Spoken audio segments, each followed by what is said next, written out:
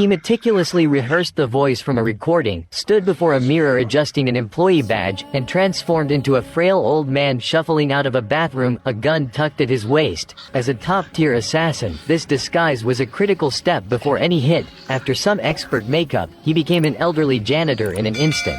Leaving no detail overlooked, he took the target's entire outfit, double-checking everything before stepping outside. Though he didn't smoke, he mimicked the stench of cigarettes on the janitor's clothes, crushed a cigarette, and carefully pocketed the butt. Entering the building, he was greeted by guards speaking German. He faked a coughing fit to avoid responding, then calmly pushed a cleaning cart into the elevator. He swiped the employee badge, his disguise fooling even the facial recognition system. At the office, he mimicked the learned voice to greet the guards. Passing the first hurdle, spotting tonight's target, he slipped into an empty office, closed the blinds, turned on a noisy cleaning device, and attached a suppressor to his gun.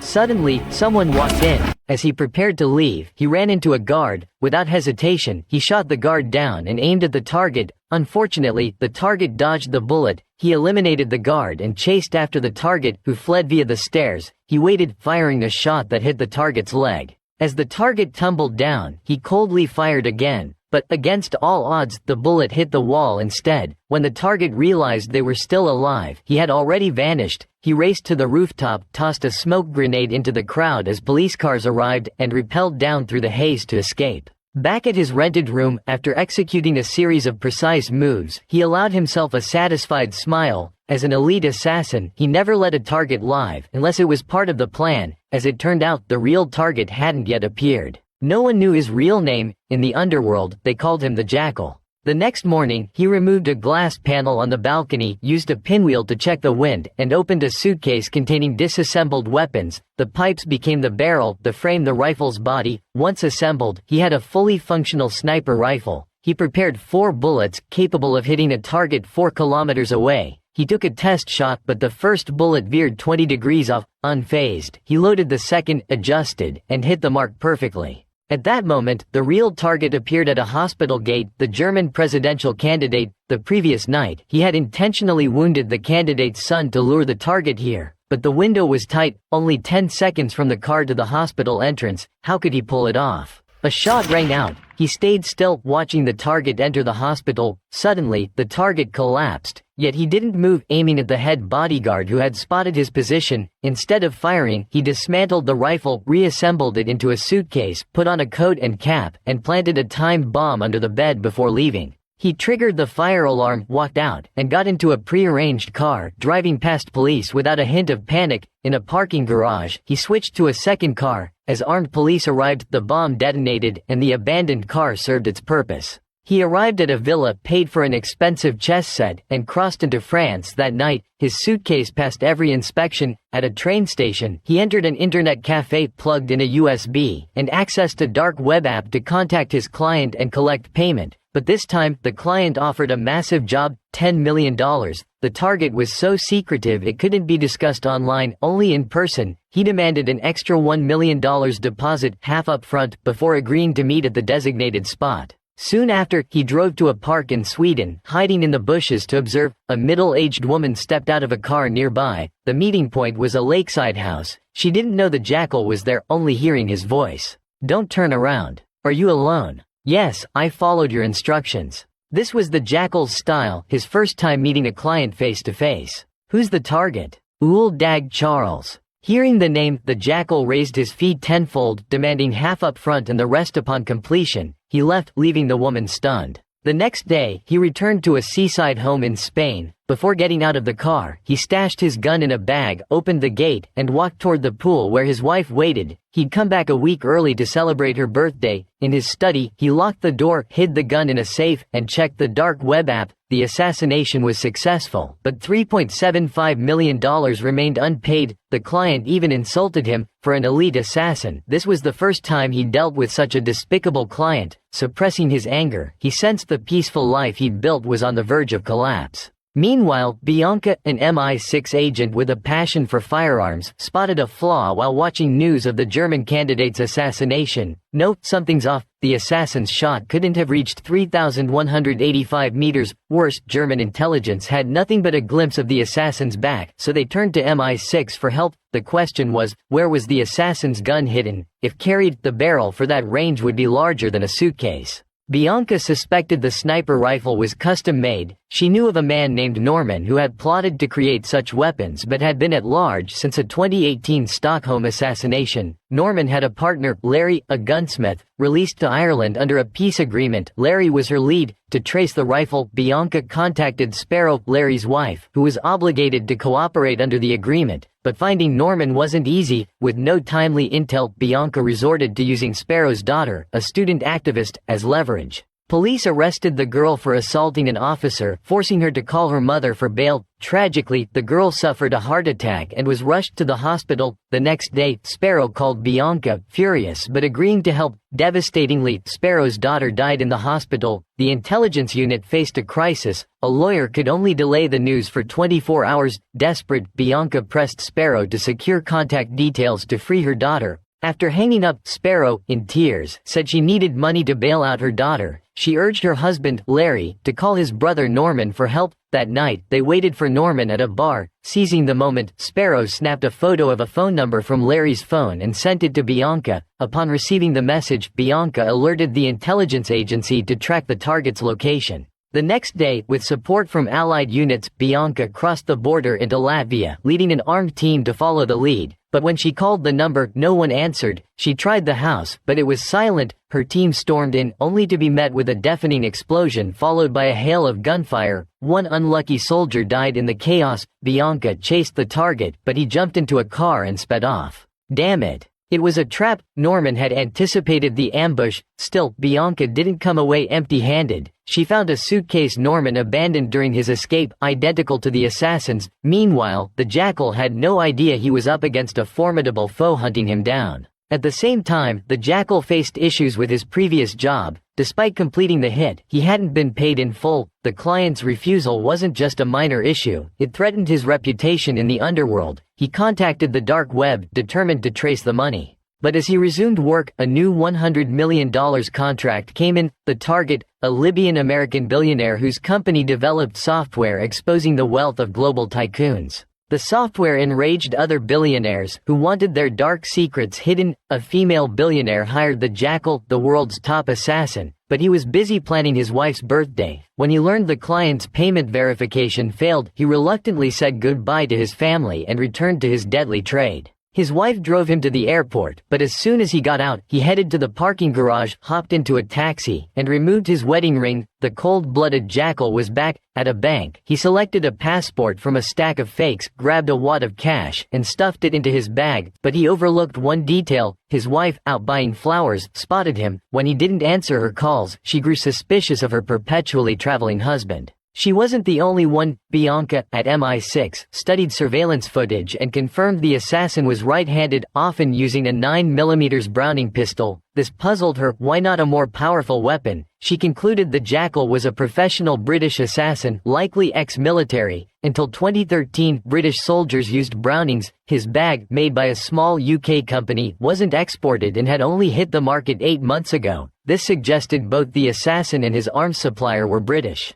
Fearing public backlash, MI6 higher-ups proceeded cautiously. The next investigation phase traced military academy records from 30 years ago. Meanwhile, the Jackal got a call from the client, who agreed to the $100 million fee but insisted on a face-to-face meeting. Soon after, the woman received a letter while dining. Following its instructions, she went to a bustling street. The Jackal, disguised as someone else, tailed her unnoticed, keeping a 10-meter distance. When she sat on a park bench, his familiar voice spoke. "Look straight ahead." Their second meeting, she agreed to the fee but could only pay $20 million up front, demanding the job be done within a week. After the software's release, the hit would be pointless. After a brief pause, they struck a deal. She named the operation Loden. The Jackal suggested his alias, Jackal. That's how the name was born. He went to a bank, traced the money, and found a company, digging through websites from the UK to France to the Netherlands. He uncovered the parent company, registered in Guernsey under a private trust. The ultimate beneficiary was a man named Elias. Damn it. Disguised again, he visited a funeral home, claiming his mother died and needed a service. During an emotional chat with the manager, he faked a severe headache. As the manager left to grab medicine from her car, he plugged in a USB, planting a virus in their computer. When she returned, he'd finished. "I got your medicine. Thanks." Suspecting a link between the client and the target, he saw clues at the presidential candidate's funeral organized by the Sun. He noticed a representative from the client's private investment fund on the guest list. Then his wife called, growing suspicious of his odd behavior. She searched his study, finding empty drawers, discovering a safe in the closet. She called the family, but they couldn't open it. Checking the house's blueprints, she found a hidden room behind a glass panel. Inside, they were stunned. Drawers stuffed with foreign cash and fake passports, 2 guns, and disguise masks on a vanity. The Jackal realized his assassin identity was at risk. He needed a new cover, a blonde, glasses-wearing driver. "Open the trunk. Don't shoot me." No target of the Jackal's ever survived. He forced the man into the trunk, stole his identity, and became a funeral home driver. The bespectacled man was his target. The candidate's funeral was heavily guarded, with a 3-second route that took him 3 minutes. The Jackal stayed calm. His target was in his grasp. As the convoy passed the first intersection, he acted, neutralizing the front seat guard and speeding left. The target in the back panicked, calling the head bodyguard. But the Jackal focused on driving, crashing onto the sidewalk, spinning the car, and barreling down the road, mowing down anyone in his way. Turning into an alley, he hit a blocking car, reversed, but guards were behind him. He weaved through a construction site, smashing barriers, expertly spinning the car, and stopped in a deserted alley. Elias was terrified. "Who are you?" "You know who I am." To survive, the candidate's son admitted he hired the Jackal to kill his father. He'd shot the son's leg, leading to the unpaid balance. Unbeknownst to him, the dropped phone was still connected, broadcasting his confession to the head bodyguard. Despite his pleas to pay the rest, money no longer mattered. With the job settled, the Jackal changed clothes. His phone pinged a security alert. He set a timed bomb, unlocked a building's door, and hid in a corner. When the head bodyguard arrived, the bomb exploded. Satisfied no traces remained, he left. But to take on the next job, he had to fix things at home. He called his wife, admitted he was hiding something, and asked to meet in Paris to explain everything. Thinking everything would be resolved smoothly, the Jackal ran into new trouble. Distracted while driving, he rear-ended a truck. No big deal. He was willing to pay for the damage, but the driver exploded, refusing the money and calling traffic police. The Jackal stayed calm, presenting fake documents he'd prepared. But then the cop demanded to check his trunk. Inside the bag, they found a gun and a stack of cash. The cop froze, but as he looked up, it was his last moment. In a split second, a minor fender bender forced the assassin to kill to cover his tracks. Instinct kicked in. He staged the scene to look like the cop and driver killed each other. Carefully wiping his fingerprints, he retrieved his documents and drove off. He didn't want this, but the driver had pushed him too far.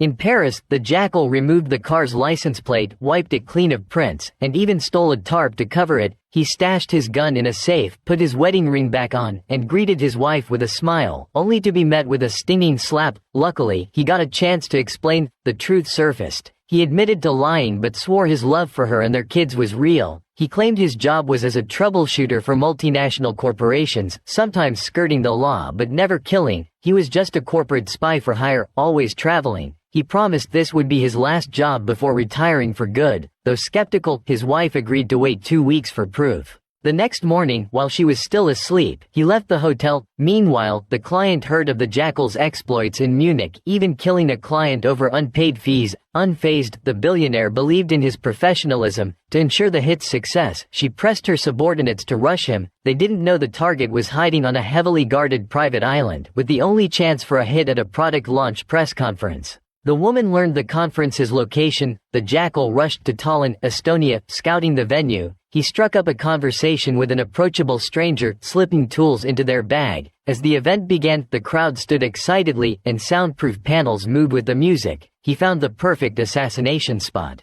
He accessed the top-floor equipment room, picking the lock to check the LED screen controls. Climbing carefully, he found the best sniping angle near the DJ booth. But as he snapped a photo, the rig shifted, nearly throwing him off. He grabbed a loose cable, but his phone fell, dangling mid-air. He faced a deadly drop. Luckily, the rig returned to its original position, and he climbed to safety. After the concert, no one found his phone. With a staff member's help, he heard it ring and retrieved it, gaining an ally to aid his mission. But the next encounter chilled him. Returning home, he found the client's subordinate waiting in his living room. "Hello. What now?" She wasn't likely to survive the night. Though he stayed silent, he heard a familiar name. "You don't want to mess with these people. They're bigger than you think. If you don't believe me, ask Norman Stoke." The ordinary-looking suitcase was actually a custom sniper rifle. Disassembled, its parts formed a deadly weapon in under 3 minutes, the same one used to kill the presidential candidate. The intelligence agency was stunned, determined to catch the gunsmith.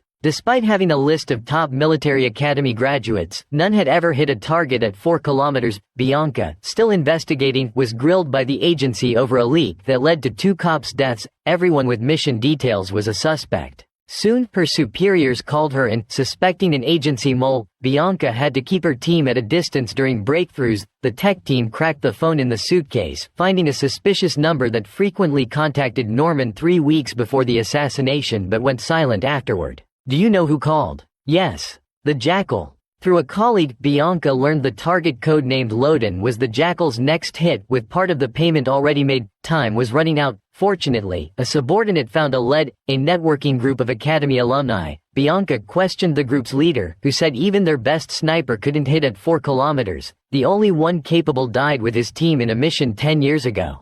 Bianca ordered her team to dig into that mission, verifying if the sniper's body was recovered. Returning to the agency at night, she got a distress text from Sparrow. At the location, only Larry was there, attacking her with a knife. Bianca fled, calling for backup and luring him into an agency trap, but a passing freight train let Larry jump aboard and escape. Out of options, Bianca led a team to a hotel, finding Sparrow dead on the bed. Larry had discovered she betrayed him and Norman. When superiors pressed for updates, Bianca stayed cautious to avoid leaks. Trust in the agency evaporated, even her team lost motivation. Luckily, she had a temporary assistant, but returning home, she found Larry threatening her daughter. "I want you to see this."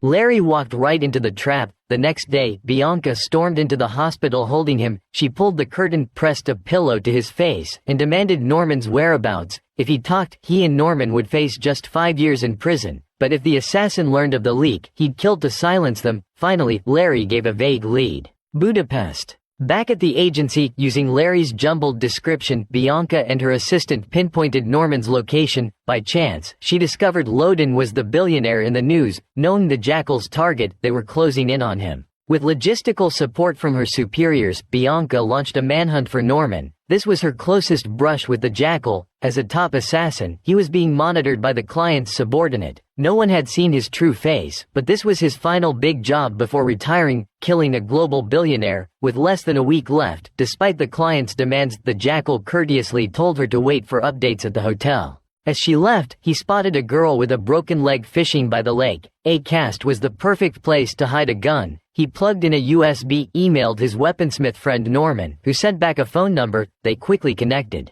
Every tough hit the Jackal pulled off had Norman's support, but he ensured absolute safety before proceeding. Norman had narrowly escaped the agency but injured his right hand. "You know I don't like risks." After a brief pause, the Jackal outlined his needs: a sniper rifle for a 75-meter shot from the venue's ceiling to the stage. The challenge was metal detectors and sensitive scanners. The job had to be done in 5 days, but Norman's injured hand was useless. Larry was gone, and there was no one trustworthy. "Do you trust me?" Soon after, the Jackal arrived in Budapest, Hungary. He waited 20 minutes in a square before answering the call. The other side was cautious. It was their first meeting. They said nothing, just exchanged smiles, and set off. The car drove to the suburbs, entering a horse farm. This was Norman's hideout, packed with guns and ammo. The Jackal noticed a sniper rifle, identical to one from a failed mission 10 years ago. Professionals need few words. He handed over a cast design, thick enough to fool scanners, but the barrel required advanced 3D printing. The weapon was single-use, but Norman made it reusable.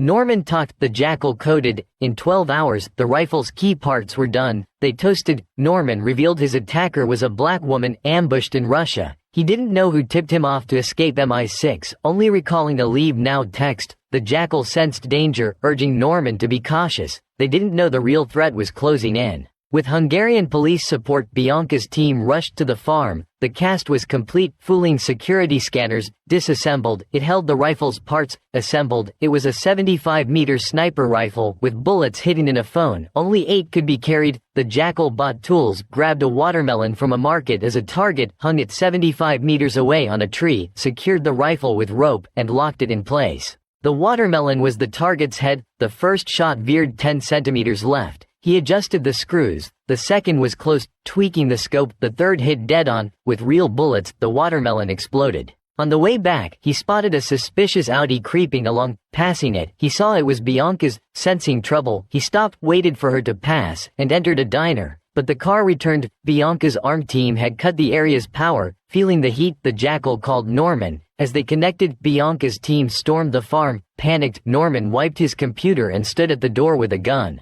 "Come on, you bastards." But Bianca, learning from the last mission, used a surprise tactic to subdue the cunning Norman. "Hello, Norman." Interrogation was tough, every question aimed at the mysterious assassin. Though Norman stayed silent, Bianca found the Jackal's bag on a chair. She realized Norman gave Larry her address, endangering her daughter, who was behind the leak. She planned to pit the brothers against each other to extract information, but then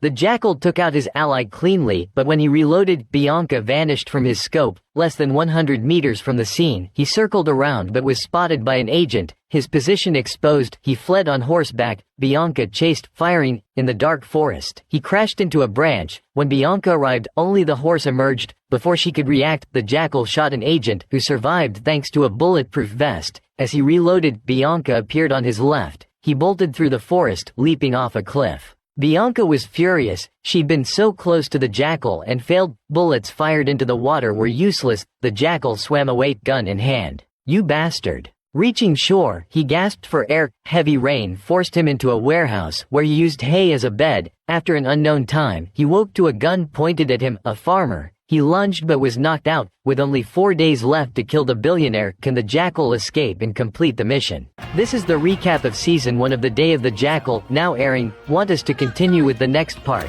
Let us know in the comments below. If enough of you are excited, we'll keep going. Thanks for following along. See you next time.